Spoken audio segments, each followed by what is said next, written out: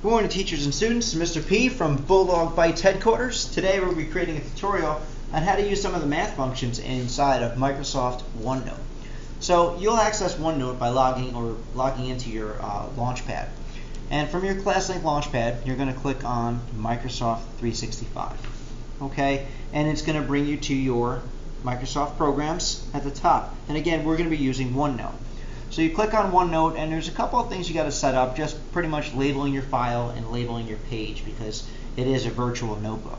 All right, so I've set one up already with the word problem that we're going to be focusing on. And I've taken something from New York State Common Core Mathematics curriculum. This is lesson 9 from module 6.2, and it is focusing on an exercise in which students have to take a fraction and convert it into a decimal and provide both an actual answer and then round the decimal to create a estimated answer. Okay, so the word problem is right on your screen. Samantha and her friends are going on a road trip that is 245 7/50ths of a mile long, and they've already driven 128 53/100ths of the distance. How much further do they have to drive? So the expression here we're looking is 245 over 7/50ths minus 128 53/100ths. Okay, we're looking for an answer. All right, so generally you can have your students work this out on paper, but they can also work it out on this notebook where they can keep, store, and access anywhere from the cloud so that they're looking to study. And I'll show you some really cool features and how this program works.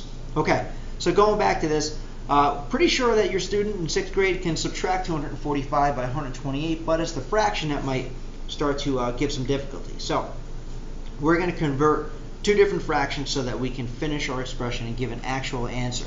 And what do I mean by that? So we're going to go at the top here, and you're going to click on the Draw tab. Okay, click the pencil.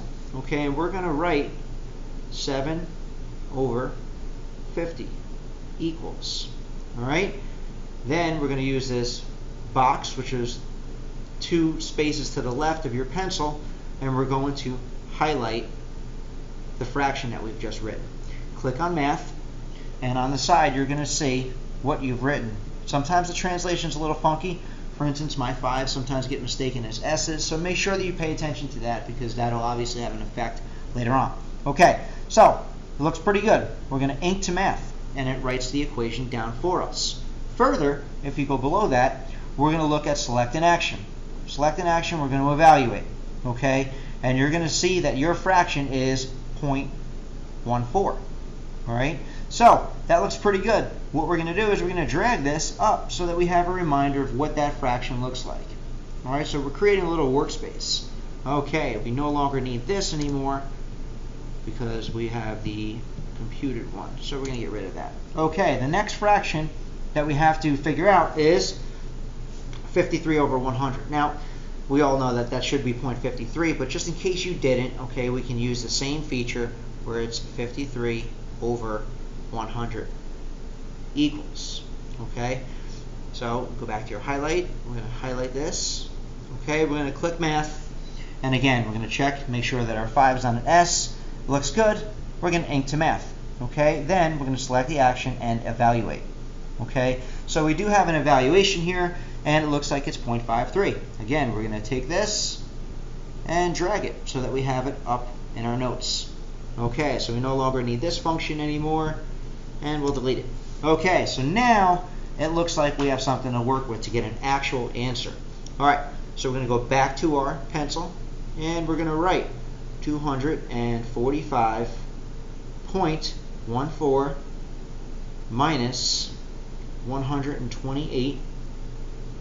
Helps if you have a stylus, but we don't right now, so at this point I'm writing with my finger, equals. Okay, so there is our math problem here. Again, we're going to highlight this.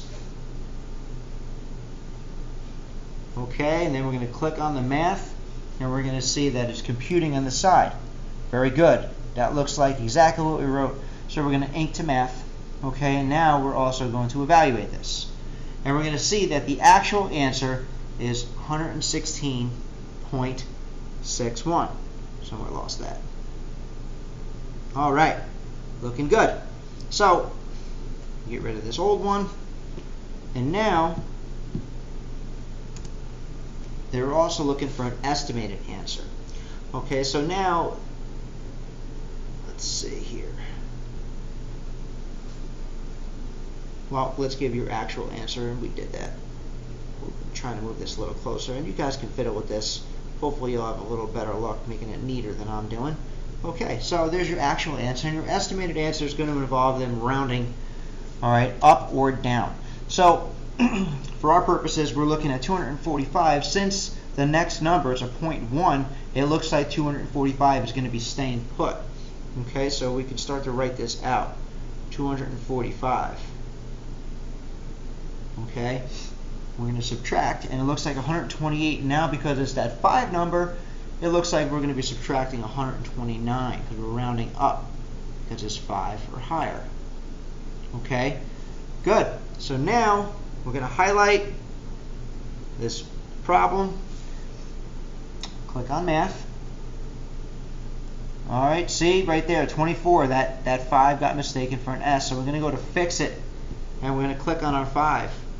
And we're going to go with the suggested box. There, looks good. All right, we fixed it. We're going to ink to math. Okay, and we're going to evaluate.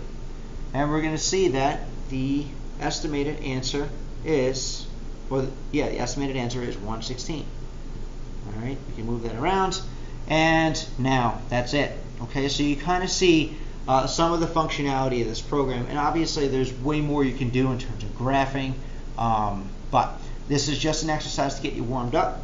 Give it a shot, check it out, see if you like it. At any point, you're always more than welcome to give us a buzz up here, and we'll be happy to give you a further tutorial on other operations you can perform.